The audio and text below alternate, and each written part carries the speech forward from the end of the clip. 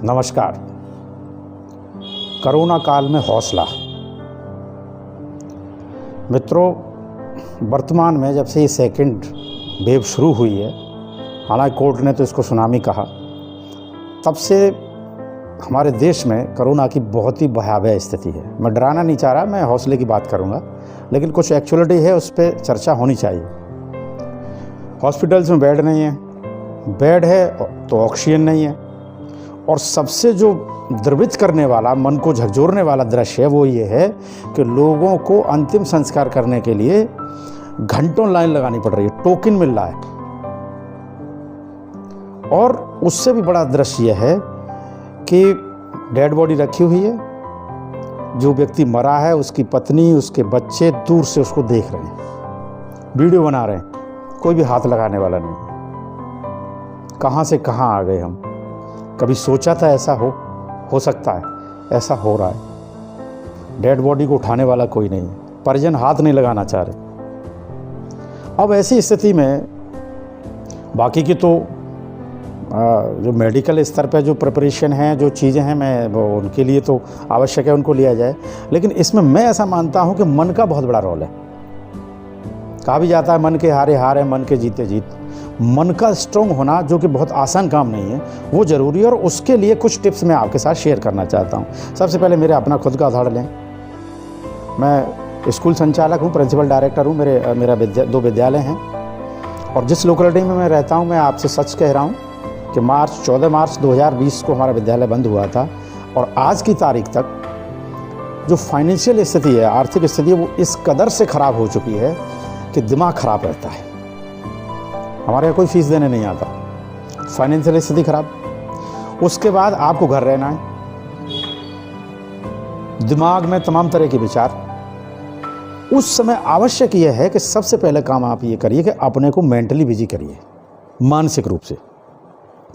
और जान है तो जहान है, और कहा यह जाता है कि दुनिया हाजिर का मेला है। आप हाजिर हो तो मेला है, नहीं तो क्या झमेला, सारा झमेला है। जिंदा रहना सबसे आवश्यक है।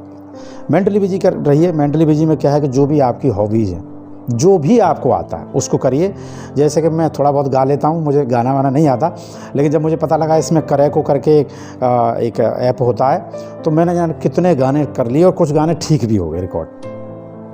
महत्वपूर्ण है। और कभी कभार मन बहुत व्यथित होता है, क्योंकि पैसे हैं नहीं, काम कुछ भी नहीं है, घर में रहना है, तो गाने की भी इच्छा नहीं होती, लेकिन मैं ज़बरदस्ती गाने सुनता हूँ, फिर उनको गाने की कोशिश करता हूँ। तो अपने उस हॉबीज़ को, जो भी आपकी, और ज़रूर कुछ ना कुछ होगी, उसको आप जागृत करिए जिंदा रहने के लिए।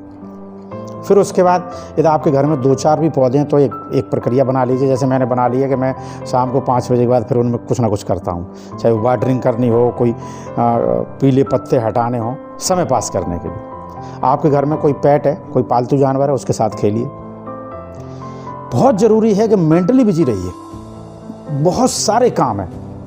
आप घर पे पुराने कपड़े उन सबको निकाल लीजिए, फिर दोबारा रख दीजिए, सफाई कर लीजिए, अपने चाहने वालों से बात कर लीजिए, फ़ोन उठाइए, सोच क्या रहे हैं अभी करिए, कुछ मित्रों के हालचाल लीजिए, अपने हालचाल बताइए, और ऐसे लोगों को ज़रूर फ़ोन करिए जिनसे कि आपको मोटिवेशन मिलता है, जिनसे ऊर्जा होती है। कई लोग हमारे चारों तरफ ऐसे होते हैं जो हमेशा नेगेटिविटी फैलाते हैं, जिनसे हमें बात करने की इच्छा नहीं होती। कुछ लोग ऐसे होते हैं जिनसे बात करने में हमेशा एनर्जी प्राप्त होती है, तो उन लोगों से नियमित अंतराल पे आप फ़ोन करते रहिए। मेडिकल साइंस भी कहता है कि जो मेडिकल के स्टूडेंट्स हैं, जिनको, अब मैं एक गंभीर बात पे आ रहा हूँ, जिस पर्टिकुलर डिसीज़ के बारे में अध्ययन कर रहे होते हैं वो, तो ये देखा गया है एक अध्ययन में कि बड़ी मात्रा में उन स्टूडेंट्स में अक्सर कर उस बीमारी से वो ग्रसित हो जाते हैं, क्योंकि पढ़ते समय वो उसके बारे में चिंतन करते रहते हैं। जैसे पेट के दर्द के बारे में कोई स्टूडेंट पढ़ रहा है, फिर वो अपने ऊपर एक्सपीरियंस करने लगता है, वो पेट दबा के देखता है, और बार बार दबाया, कहीं दर्द भी होने लगता है, फिर उसके दिमाग में वो सारे सिम्टम चलने लगते हैं, और फिर एक अच्छा खासा आदमी बीमार पड़ जाता है। वर्तमान में भी कोरोना काल में बहुत कुछ ऐसा हो रहा है। न्यूज़ चैनल कम से कम देखिए। न्यूज़ चैनल वालों ने तो ऐसा हद कर रखा है। ठीक है, कुछ चीज़ें दिखाइए, लेकिन कुछ पॉजिटिविटी भी तो दिखाइए। इस कदर से कि एक अच्छे खासे आदमी के दिमाग में ये बैठ जाता है कि उसको ज़रा सी छींक आई, उसको जुकाम हुआ, गले में खराश हुई, वो तुरंत ये मान लेता है कि अब मुझे कोई नहीं बचा सकता, और इस घबराहट में कुछ लोगों की ऑक्सीजन लेवल कम हो जाता। अभी कल ही मेरे छोटे भाई की तरह से थे भारद्वाज जी, उनकी डेथ हुई। बहुत अफसोस हुआ, लड़का था, नया लड़का, उसको वो ठीक ठाक था, थोड़ा सा ये सिम्टम दिखाई दिए, वो हॉस्पिटल गया ट्रामा सेंटर में। ट्रामा सेंटर में उन्होंने जांच की, जांच में उसकी रिपोर्ट पॉजिटिव आ गई। उस पॉजिटिव रिपोर्ट को देख के वो इतना भयभीत हो गया, बार बार उसने अपने साथ वालों से कहा कि मैं पॉजिटिव हूँ, अच्छा मैं पॉजिटिव हो गया, और वहीं उसकी डेथ हो गई। कोरोना से हुई, हार्ट अटैक से हुई, लेकिन मैं ये मानता हूँ कि ओवर थिंकिंग की वजह से हुई, वो घबरा गया। ऐसा इस समय हमारे चारों तरफ दृश्य है, हम टीवी देखते हैं, अरे साहब शमशान पे जगह नहीं है, ऑक्सीजन नहीं है, लोग इससे पैनिक भी हो रहे हैं। कुछ लोग जो बीमार नहीं, उन्होंने अपने घर में ऑक्सीजन सिलेंडर ला के स्टोर में रख लिया, और रेमडेसिविर जो इंजेक्शन है उसका ऐसा खौफ बना दिया कि 2500 वाला इंजेक्शन 40,000 60,000 में मिल रहा है। ये सब पैनिक होना है, इसमें हौसला बनाए रखिए। सबसे ज़रूरत है मानसिक शक्ति।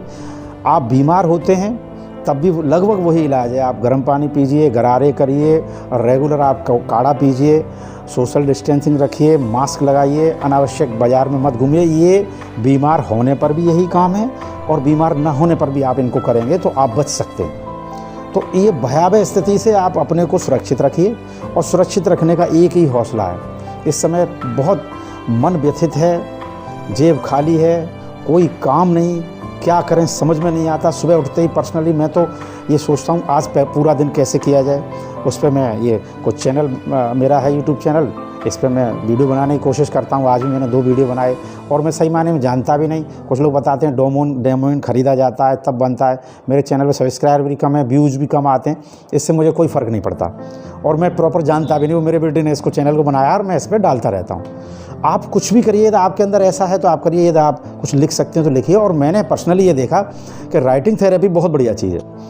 इस पूरे काल में मैंने तो ये भी लिख लिया कि कौन कौन जीवन में मेरे लॉयल लोग हैं जिन पे मेरा भरोसा है, कौन मिडिल में हैं जिन पे भरोसा किया जा सकता है, कौन ऐसे हैं जो मेरे जीवन में कभी काम नहीं आएंगे, कौन ऐसे जो एंटी रहेंगे हमेशा, कौन ऐसे हैं जो मेरे विरोधी हैं, शत्रु हैं। लिख लिया मैंने, खाली बैठे हैं, दिमाग को इंगेज किया, बहुत सारी चीज़ें लिखा। कुछ मैंने लक्ष्य भी रख लिए अपने जीवन के, ये होना चाहिए। और जब मैं लिख रहा हूँ तो कभी कभार मुझे बड़ा आश्चर्य होता है, कुछ ऐसे काम भी थे जिन्हें मैं चाहता तब कर लेता। जैसे मैंने अभी एक डायरी में लिखा अपनी में, उसमें ये था कि मैं तालाब खुदवाना चाहता हूँ। अरे यार कौन सा बड़ा काम था, मैं कर लेता। अब मैंने लिखा कि मैं सही हो जाऊँगा तो मैं ऐसा करूँगा। एक छोटा अपने पिताजी के नाम पे, उस तालाब का नाम मैंने अमृत सरोवर रखा है। मेरे पिताजी के नाम स्वर्गीय अमृतलाल वर्मा है तो उनके नाम पे ऐसे एक छोटा बगीचे का मैंने रखा, अमृत उद्यान नाम रखा। ये मैंने लिखा, अपनी क्रिएटिविटी बनाए रखी, अपने दिमाग में रखी। और ये मत सोचिए कि ये पता नहीं लिखने का क्या फ़ायदा होगा या नहीं होगा। अरे यार क्यों नहीं होगा, हो सकता है हो जाएगा। और ज़रूरी नहीं है पूरे हों। 100 में से 80 आ गए तो यार डिक्टेंशन हो गई। 100 में से 80, 100 काम लिखे उसमें से 80 हो गए तब भी तो बड़ी बात है।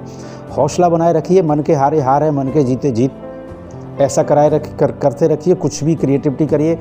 आपके पास मोबाइल है, ये भी बहुत बड़ी चीज़ है, इसमें से पॉजिटिविटी वाले थॉट्स पढ़िए। यदि आपको थोड़ा आगे बढ़ना है, यदि आप स्पिरिचुअल व्यक्ति हैं, मेडिटेशन करिए, योग बहुत आवश्यक है, योग करिए, त्राटक करिए, पढ़िए, पढ़ाने की कोशिश करिए, सीखिए, सिखाने की कोशिश करिए, और किसी न किसी काम में अपने आप को बिजी रखिए। मैं Amalendra Kumar Lodhi, principal director, writer, parenting coach, और अपने एक्सपीरियंसेस आपके साथ शेयर करता रहता हूँ। मुझे लाइक, कमेंट, व्यूज़ की कोई चिंता नहीं है, मैं जानता भी नहीं इसमें पूरी डिटेल। जुड़े रहने के लिए बहुत बहुत धन्यवाद।